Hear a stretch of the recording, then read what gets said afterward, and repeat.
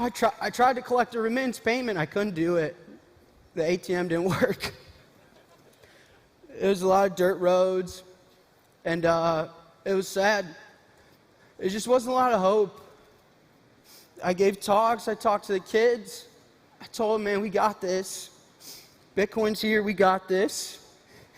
And I'll tell one story. There's a guy named Chimbera, and I spent a few days with them. It was my first week there. He sat me down, and he said, you know, my grandfather was a fisherman, and my dad was a fisherman, and I thought I was going to be a fisherman. I'm not like you. You got a Chase bank account. You get a debit card. I fish. Nothing more, nothing less. Until Bitcoin, man. Like, I got hope.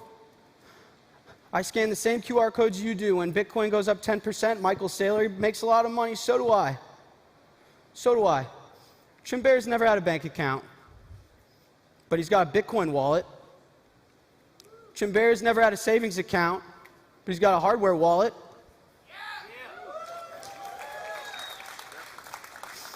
Chimbera saw that this is financial inclusion, that this is a network and a monetary system that doesn't hold any bias, and there's no intermediary that could tell him that he's not allowed. And we did something amazing here.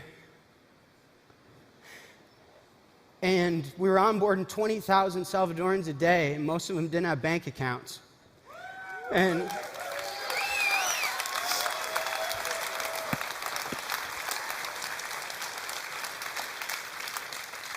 And boy, the remittance was free. Remittance was instant. Lightning Network works, man. The Lightning Network works. And in real time, we were improving the GDP of the country. And so then I got a message on behalf of the president of the country. And he wanted to talk. And I called my dad. It's going to piss my pants.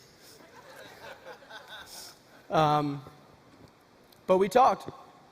This guy's name is Yusuf. And we talked about life. We talked about anime. Talked about how to provide a high quality of life to everyone in the world, about financial inclusivity, about human freedoms and where we lost them and how we can reinstill them. We talked about the world we want to live in and the fact that we build the tools that shape the world that we end up living in. And I met more of the government. And I became friends with the security guards. It's a big rifle.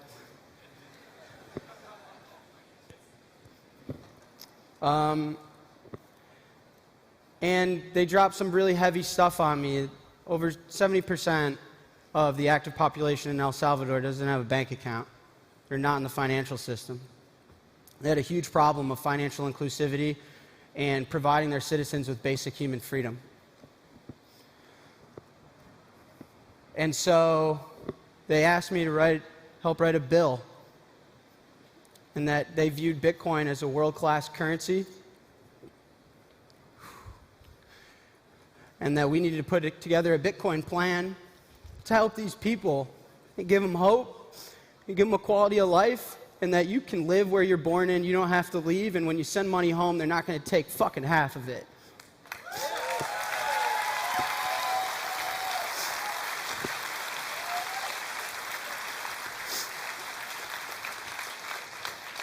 And I worked really hard, and I lived there, and I got to know the community, and I made friends that I hope will be at my wedding someday.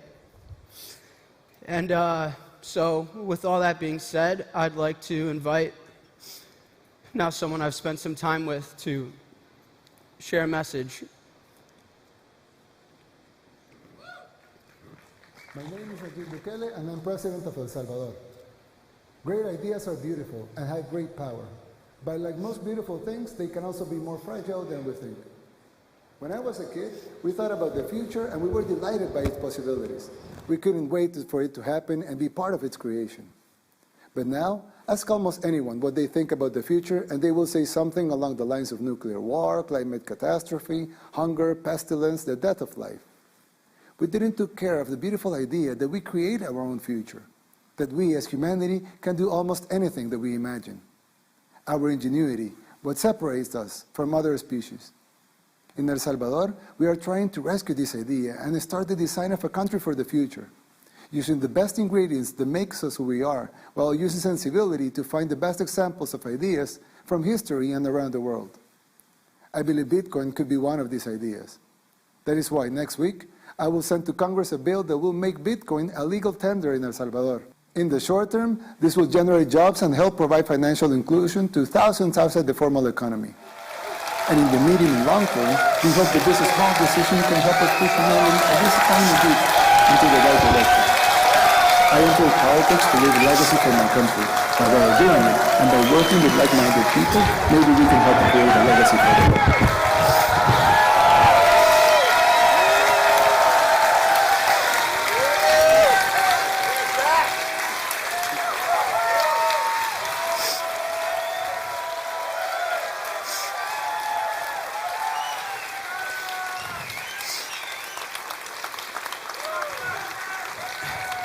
He got me a gift.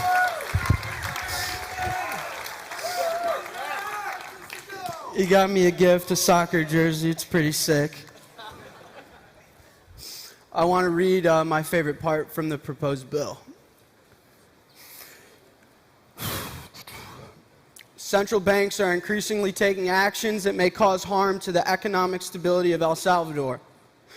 That in order to mitigate the negative impact from central banks, it becomes necessary to authorize the circulation of a digital currency with a supply that cannot be controlled by any central bank and is only altered in accord with the objective and calculable criteria.